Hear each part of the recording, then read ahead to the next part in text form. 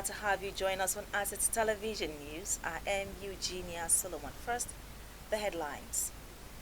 Julius Abure booted out of office. Judiciary on trial. Bello Turji still wanted. Well, now, the NNPC maintains Boniface and others are no more members. The news in detail. The High Command of the Nigerian military says troops are still in search of the wanted terrorists, including Bello Turji. Director Defense Media Operations Major General Marcus Kange, who disclosed this during a quarterly briefing on the operations of the military across various theaters, noted that in the first quarter of the 2025, the military launched a series of high-intensity military operations across the country aimed at dismantling terrorist networks and combating criminal activities.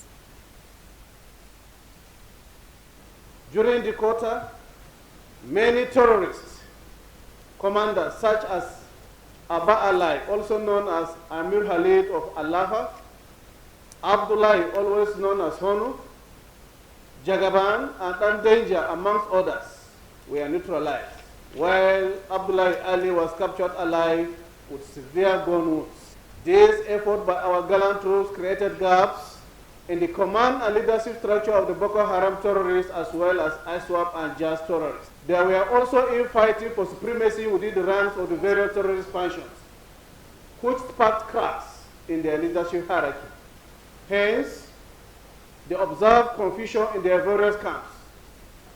Our gallant troops exploited the situation and dealt decisively with them on various fronts. The military authority in the Northwest Operation Fansanyama continued its offensive against terrorists, rescuing hostages, neutralizing attackers, and intercepting key logistics suppliers. According to General Kange, troops confronted these criminals, discovered and confiscated weapons, motorcycles, and stolen livestock, crippling the financial operations of the group. The Chief of Army Staff, Lieutenant General Olufemi Oluyede has carried out an assessment of ongoing troops training at the Nigerian Army Training Centre during his working visit to the center in Kachia, Kaduna State. This was contained in a statement by the Director, Army Public Relations, Major General Onyema Nwachukwu, addressing officers and soldiers of the center. General Oluyede said, as an integral element of his command philosophy, the Nigerian Army under his watch places high premium on troops training, describing it as a panacea for operational effectiveness and optimization. He added that only well-trained personnel would be able to perform optimally when deployed for operations.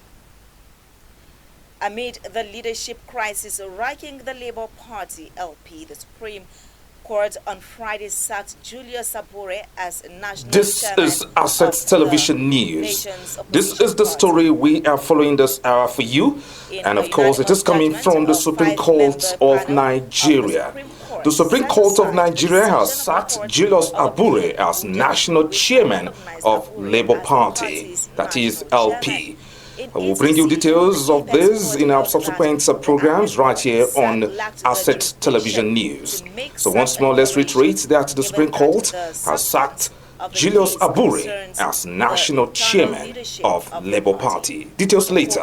Stressed that matters relating to party leadership are internal affairs and over which the judiciary has no jurisdiction. The Supreme Court also noted that the appeal filed by Senator Esther Usman and other party members was allowed, having been found to be meritorious, adding that based on the evidence presented before it, Abure's tenure had already expired. While following Governor Monday's Okpebolo's victory in the series of petitions challenging His declaration as winner of the September 21st, 2024 governorship election in Edo State, a veteran broadcaster and social commentator Alpha Jagden has stated that the judiciary as an arm of government is trusted by those it favors and not the masses. He made his opinion known to Asset Television in Abuja. Well, basically we have three arms of government. Of course, we have the executive, we have the legislature, and then we have the judiciary. The judiciary, being the third arm of government, is where you run to if you feel shortchanged. If we look at what has happened in Nigeria from 1999 right through to where we are, it's no doubt a potpourri of sort. Potpourri of sort in the sense that, you know, it depends on who the victor is and it depends on who the vanquished is. Permit me to use that word. Naturally, when you coast to victory and the court says you are the winner, the tendency is to say the judiciary is truly the hope of the common man. But if you lose at the judiciary, it's usually painful. And, you know, in most instances, people have cause to complain. Well, Jagden further stated that since 1999, the performances of the third arm of government is neither here nor there. The same judiciary that has upheld certain elections that seem to be against the will of the people is the same judiciary that has also removed some and placed some. So it's neither here nor there. As I did mention, it's a function of, okay, if the judiciary gives you the position, you normally say, oh, they did their best. But if you fail at the judiciary, you complain. But if you look at what just happened in Edo, the issue is that the for and against is not very balanced, because the PDP is feeling shortchanged, and the APC, as far as they are concerned, the PDP does not have enough evidence to prove. You know, the onus of proof is usually what happens when it comes to electoral matters. I have been shortchanged. Can you prove you were shortchanged? At what stage were you shortchanged? Who shortchanged you? These are the issues, and hence the Edo issue is still out there. I want to believe they have said they intend to go forward and what have you. But the bottom line is, to answer your question, is the judiciary truly the hope of the common man? I will not say yes in its entirety. Well, the outcome of the judgment of the Edo State Governorship Tribunal and other recent judgments have stirred controversies, making Nigerians to think the judiciary is for the highest bidder. Asset Television News will make a return after the break. Stay with us.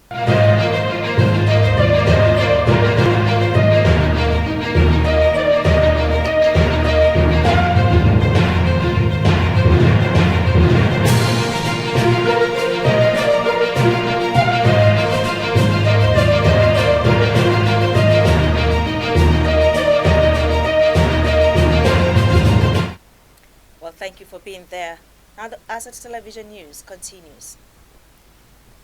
The new Nigeria People's Party, NNPP, has expressed disappointment over the recent decision of an Abuja High Court to decline jurisdiction in a matter it filed in 2024. According to a statement by the National Publicity Secretary of the party, Barrister Oladipo Johnson, Nigerians should, however, be wary of information emanating from a group it had expelled from its fold, who are bent on spreading falsehood to the unsuspecting public. However, according to the statement, the defendants in the matter remain expelled and are not conferred with any authority to speak on any issues concerning the NNPP. It further stated that the expulsion of Boniface Anyebonam and others remain, stressing that the issue of who qualifies as member of National Working Committee remains constitutional and statutory.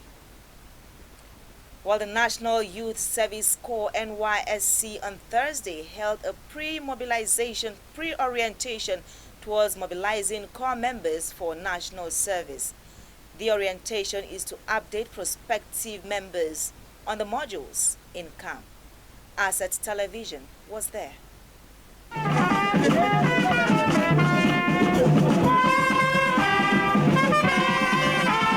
Core mobilization is the proverbial foundation that, if destroyed or weak, will hamper successful orientation activity and service year experience of core members.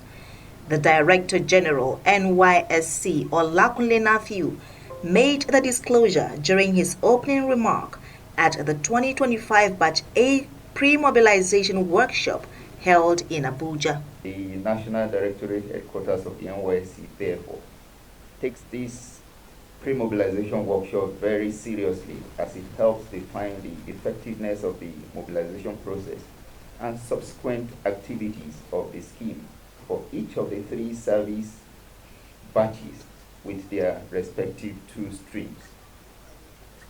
I believe that the theme of this workshop, reforming core mobilization in the contemporary Nigerian society, challenges and prospects, could not have come at a better time than now, when both the federal government and the NYSC management seek to enhance the efficiency, credibility, and sustainability of the scheme. The Minister of Youth Development, Ayodele Olawande, urged for collective rescue mission to reform the core mobilization to meet the demand of the changing society. Society today is dealing with a lot of challenges.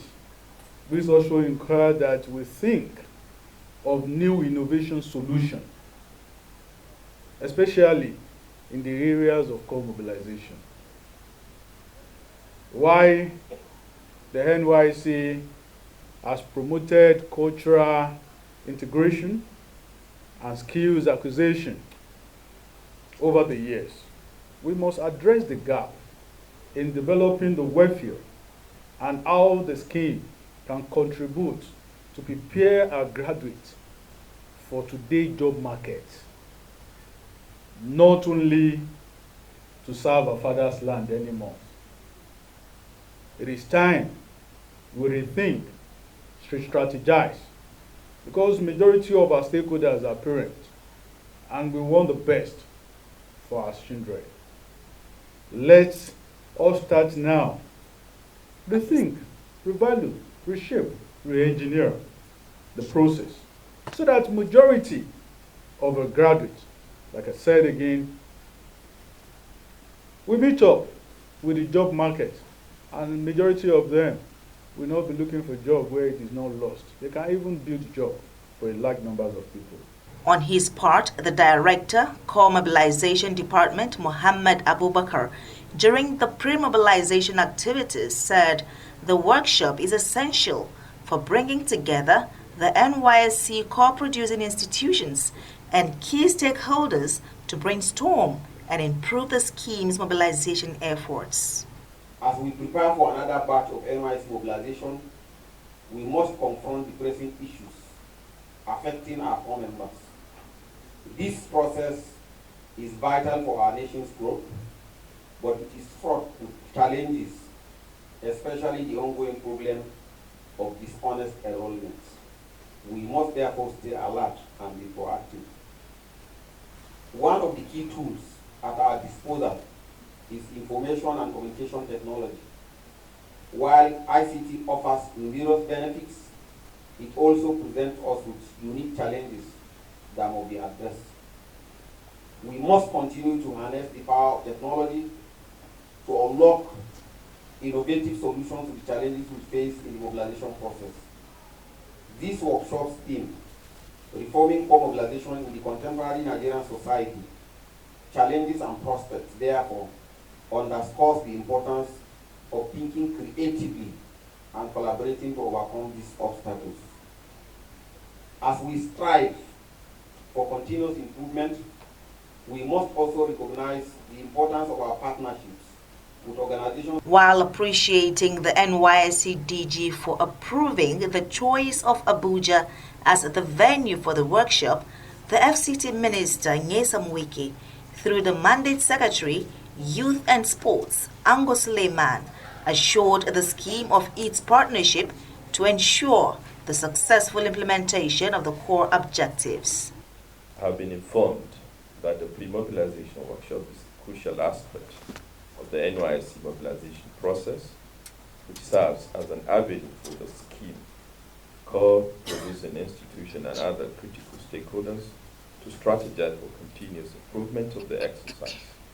As a reflection of the current mood of the scheme, the 2025 Batch A pre-mobilization workshop shall focus on reforming core mobilization in the contemporary Nigerian society, challenges and prospects. Therefore, I wish to urge all participants to participate actively and formulate practicable steps in achieving a seamless mobilization process. There were also cultural display by the NYSC dance troupe.